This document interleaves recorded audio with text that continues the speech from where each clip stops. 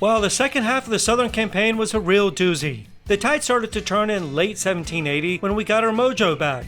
Yes, General, the British launched the Southern campaign to help break the stalemate in the North. After winning in Savannah, Charleston, and then Camden in 1779, General Cornwallis's next focus was to launch a three-pronged attack in the Carolinas.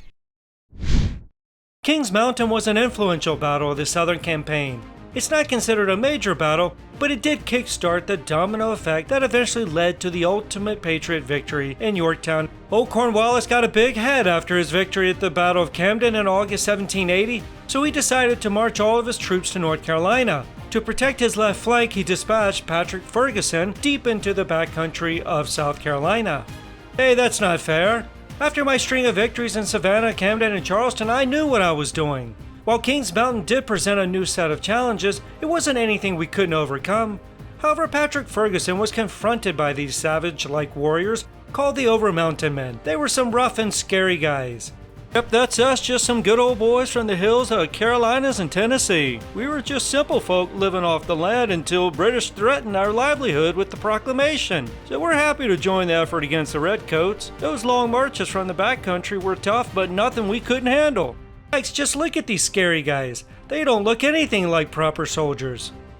Me scary? You ain't seen nothing yet. Savages.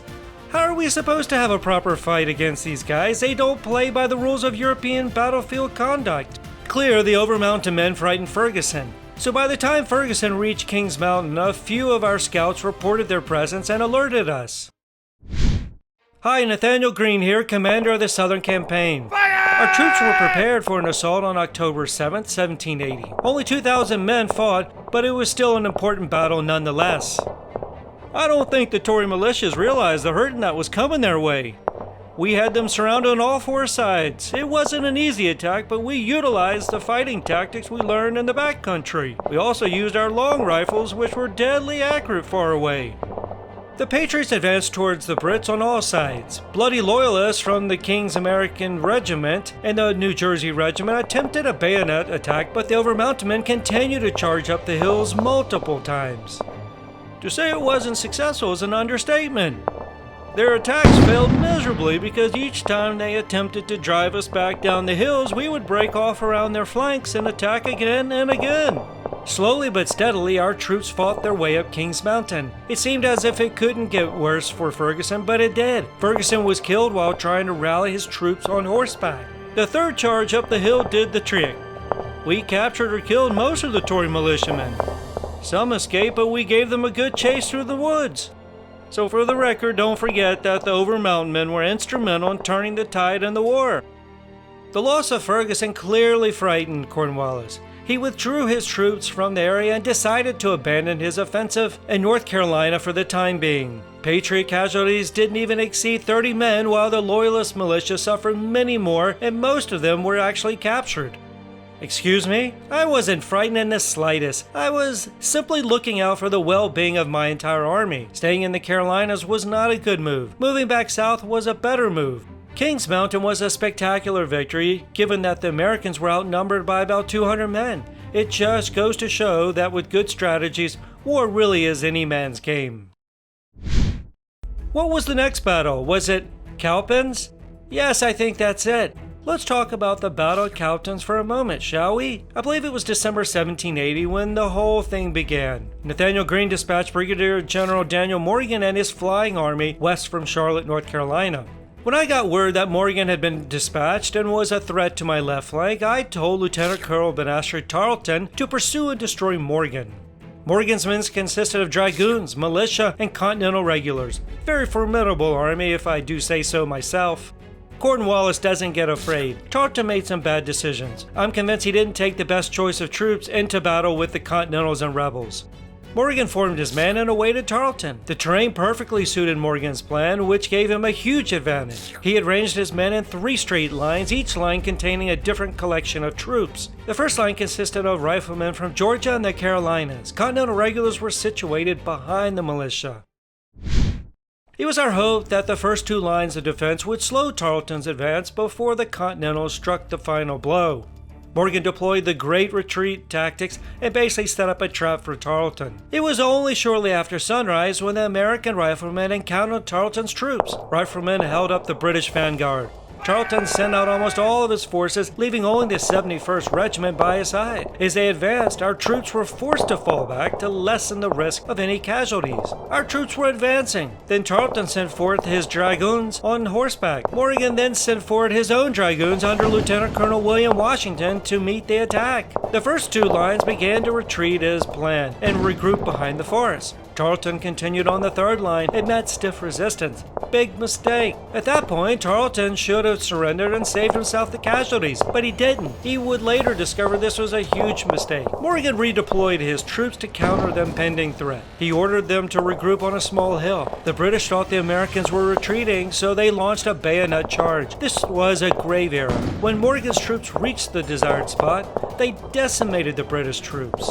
British had nearly 900 casualties, including killed, wounded, and many who were captured or missing. The Patriot forces suffered nearly 150 casualties. This was a real tough loss. I decided to move our troops north to chase after Greene, though I have to admit that the Cowpen troop losses were irreplaceable. See you in Guilford. It was certainly a close call. Some would argue that this battle was the turning point for the war and ultimately led to the surrender at Yorktown. Cowpens was the most decisive American victory in the war.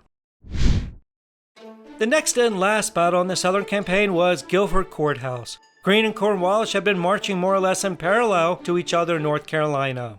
On March 15, 1781, Cornwallis's 2,100 men met the force of the Continental Army, which consisted of about 4,400 Continental troops. It should have been an easy victory for us, but unfortunately that was not the case. It was quite unfortunate, really. I used a similar tactic employed by Morgan and Cowpens by forming 3 rows of troops. The first row was held by a North Carolinian militia, and the second Virginia militia, and the third and most formidable row consisted of Continental regulars. Your men certainly put up a fight. You had more than double our forces, though it didn't seem to help much. The British arm will always be superior. That's quite enough of you, Cornwallis. Now where were we? Yes, the formation was designed to cause as many casualties as possible before the final line of defense would hopefully deliver the crushing blow. I was smarter than that. I positioned my men on both sides of the New Garden Road. I sent them forward at around 1:30 p.m. When my men got within 150 yards of Greene's men, the Yankees opened fire. Quite a scene it was. We continued to move forward, only opening fire when we got within range. We surged forward and those Continentals continued to fire before pathetically retreating.